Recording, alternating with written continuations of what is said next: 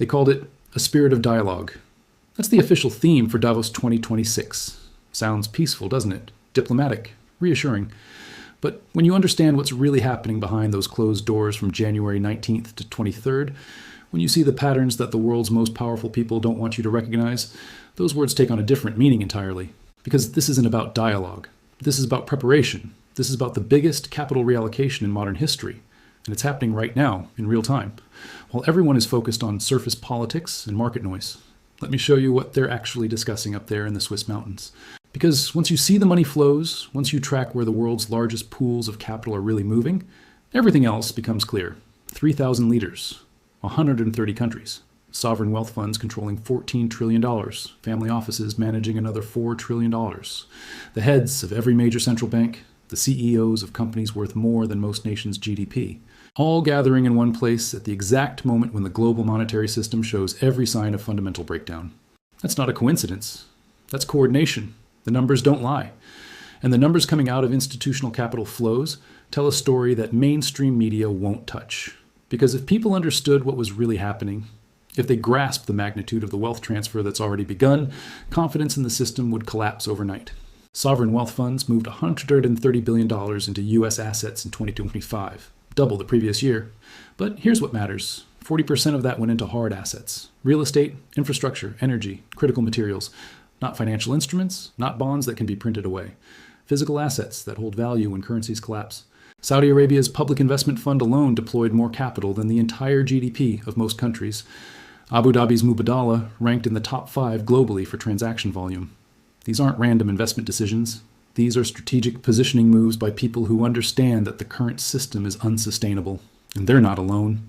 Family offices, the ultra-wealthy's private investment vehicles, are making the same calculation.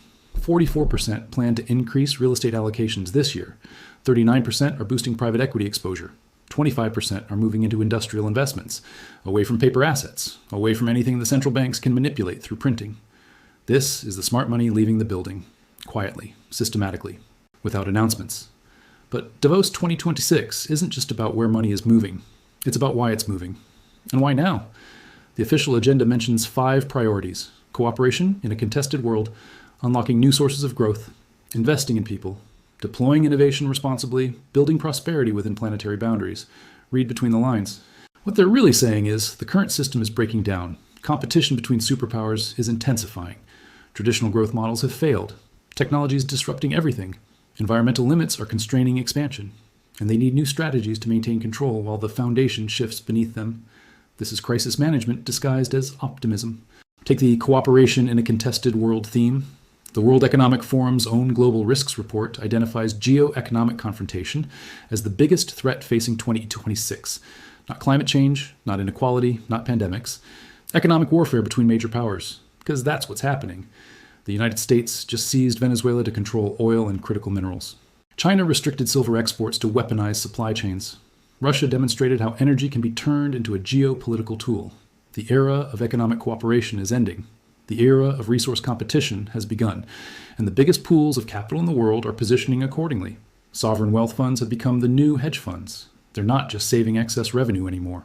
They're actively reshaping global markets. China Investment Corporation, Norway's government pension fund, Abu Dhabi Investment Authority. These aren't passive allocators. They're strategic actors using money as a weapon. Look at their recent moves. China's funds dumping U.S. treasuries while accumulating gold and strategic materials. Norway diversifying away from oil stocks into renewable energy infrastructure. Gulf states buying American real estate and European technology companies. They're building parallel systems, creating alternative structures, preparing for a world where current alliances no longer hold. The technology discussion at Davos reveals the same pattern. Artificial intelligence is projected to add $15 trillion to global GDP by 2030. But who controls that value creation? Who owns the infrastructure? Who benefits from the productivity gains? The answer is becoming clear. The countries and institutions that control the physical resources required for AI development. The chips, the energy, the rare earth elements, the data centers. Not the countries that invented the technology. The countries that can actually build and power it. That's why Chinese sovereign funds have been so aggressive in technology acquisitions. Why Gulf states are building massive data center infrastructure. Why every major family office wants exposure to AI and renewable energy companies. They understand that technological superiority requires resource security, and resource security requires physical control. The private market boom tells the same story from a different angle. Family offices have moved 70% into direct investing, according to recent data. They're bypassing traditional fund structures, taking direct ownership stakes, demanding board seats, exercising operational control. This isn't about returns anymore. This is about influence, about ensuring that the companies and assets they own serve their strategic interests, not just financial interests. When a Saudi sovereign fund buys a controlling stake in a lithium mining company, they're not just investing in batteries, they're controlling the supply chain for electric vehicles. When a Chinese fund acquires semiconductor manufacturing equipment companies, they're not just buying technology, they're ensuring access to critical production capabilities. Every major transaction has strategic implications that extend far beyond the purchase price. The energy discussion at Davos exposes the deepest tensions. How do you transition away from fossil fuels when fossil fuel revenues fund the sovereign wealth funds driving the transition? How do you build renewable energy infrastructure when China controls the critical mineral supply chains? How do you maintain energy security when geopolitical tensions are fracturing global cooperation? The answer emerging from these closed-door discussions is you don't. You secure what you can control and prepare for conflict over the rest. That's why Venezuela matters. That's why the scramble for lithium in South America is intensifying. That's why Arctic drilling rights have become a national security issue. The energy transition isn't eliminating resource competition. It's redirecting it toward different resources. And the smart money understands this.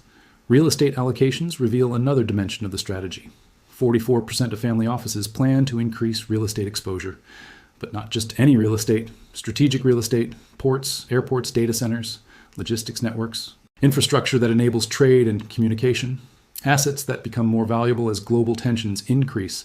Because when cooperation breaks down, control over physical infrastructure becomes critical. When supply chains fragment, ownership of transportation networks provides leverage. When currencies lose credibility, tangible assets retain value. The institutional investors gathering at Davos aren't just managing money. They're positioning for a fundamentally different world, a world where economic power comes from controlling physical resources, not financial instruments, where strategic assets matter more than market capitalization, where geography determines prosperity more than algorithms. This transformation is already visible in the numbers. Pension funds focused on the energy and utilities sector saw transaction values rise 195% last year. Sovereign wealth funds were most active in technology, media, and telecommunications, with aggregate transaction values up 467%. Family offices increased industrial investments by 25%, all moving in the same direction, all preparing for the same outcome. The demographic discussion at Davos adds urgency to these trends. Aging populations in developed countries mean shrinking workforces and exploding pension obligations.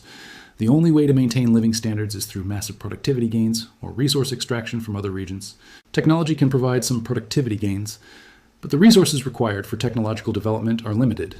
The rare earth elements, the lithium, the silver, the energy required to power data centers and manufacture semiconductors, these exist in specific places and can be controlled by specific actors.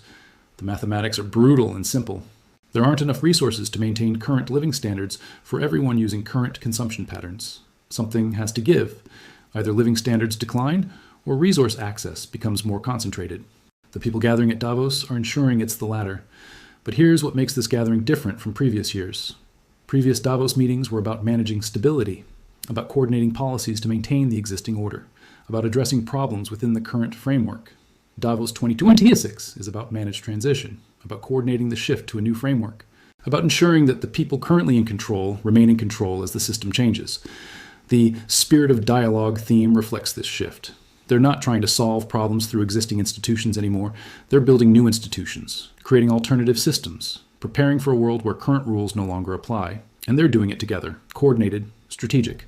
While everyone else argues about politics and watches stock market fluctuations, the currency discussion, though not prominently featured in public sessions, drives everything else. How do you maintain global trade when the dollar's reserve status is eroding? How do you price international transactions when major economies are developing alternative payment systems? How do you manage capital flows when traditional monetary policy tools have lost effectiveness? The answers being developed in private sessions involve fundamental changes to how international finance operates, digital currencies controlled by central banks or supranational organizations, trade agreements that bypass traditional dollar-based systems, regional payment networks that reduce dependence on Western financial infrastructure. These changes won't be announced with fanfare. They'll be implemented gradually, quietly, as technical improvements to existing systems, until one day people realize the entire foundation has shifted. The cybersecurity focus at Davos reflects awareness that this transition creates vulnerabilities. When financial systems become more digital and distributed, they become targets for disruption. When critical infrastructure becomes more networked, it becomes susceptible to attack. When resource competition intensifies, information warfare escalates. The institutions with the most to lose from system disruption are investing heavily in protection, not just technological protection, political protection, social protection, ensuring that populations remain stable and compliant during the transition period. But here's the critical insight that emerges from tracking these capital flows and strategic discussions. This isn't just about preserving existing wealth. This is about concentrating wealth, about using the transition period to acquire assets from those who don't understand what's happening. When currencies lose value, the people holding cash get destroyed. When energy systems change, the people controlling old infrastructure lose power. When technologies advance, the people owning obsolete assets see their wealth evaporate. But the people who see the transition coming can position themselves to benefit. They can exchange depreciating currencies for appreciating assets. They can invest in new technologies while divesting from old ones. They can acquire strategic resources while others are focused on financial returns. That's what the smart money is doing. That's what the discussions at Davos are coordinating. The environmental, social, and governance framework provides cover for these moves. ESG investing isn't just about doing good. It's about accessing the assets and industries that will dominate the post-transition economy. Renewable energy, sustainable agriculture, clean technology, resource efficiency. These aren't just ethical investments. They're strategic positions in the industries that will control future economic activity. The families and institutions building large ESG portfolios aren't just protecting their consciences. They're protecting their wealth. And they're ensuring their continued relevance in whatever system emerges next. The succession planning discussion among family offices reveals the temporal dimension of this strategy. 60% expect wealth transfers within the next decade. But they're not just transferring money, they're transferring control of strategic assets to the next generation, ensuring that younger family members understand the new rules, training them to operate in a more contested, more resource-constrained world. This isn't about preserving family legacies. This is about maintaining dynastic power through systemic change. The geographic diversification trend confirms the global scope of these preparations. Family offices are moving beyond traditional centers like New York, London, and Hong Kong. They're establishing operations in Singapore, Dubai, Switzerland, places with strong legal frameworks, political stability, and geographic advantages. But they're also investing in assets across multiple jurisdictions, reducing concentration risk, ensuring that political changes in any single country can't eliminate their wealth, building resilience against exactly the kind of systemic disruption they're helping to create. Looking at the specific allocations reveals the timeline they're anticipating: short-term positions in traditional assets to maintain liquidity during the transition, medium-term positions in infrastructure and resources to benefit from scarcity premiums, long-term positions in technology and energy to control the new system's foundations. This isn't speculation. This is strategic positioning based on insider knowledge of what's coming.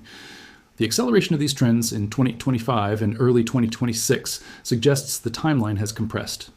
Originally planned as gradual shifts over decades, the moves are happening in years or months. External pressures, geopolitical tensions, and technological developments are forcing earlier action, which means the transition period is shorter than expected, which means the window for positioning is closing faster than anticipated. The people at Davos understand this. That's why the urgency. That's why the coordination. That's why the massive capital movements happening simultaneously across different institutions and asset classes. They're not just managing investments. They're managing a controlled demolition of the existing system and the construction of its replacement, all while maintaining the appearance of business as usual. But here's what they can't control.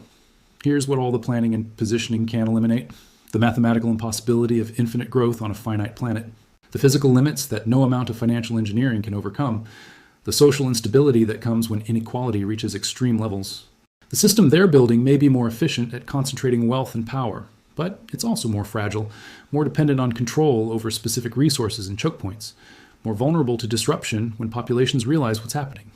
The spirit of dialogue at Davos 2026 is really about managing that vulnerability, about coordinating responses to potential resistance, about ensuring that the transition happens smoothly enough to maintain their positions. But transitions like this rarely happen smoothly.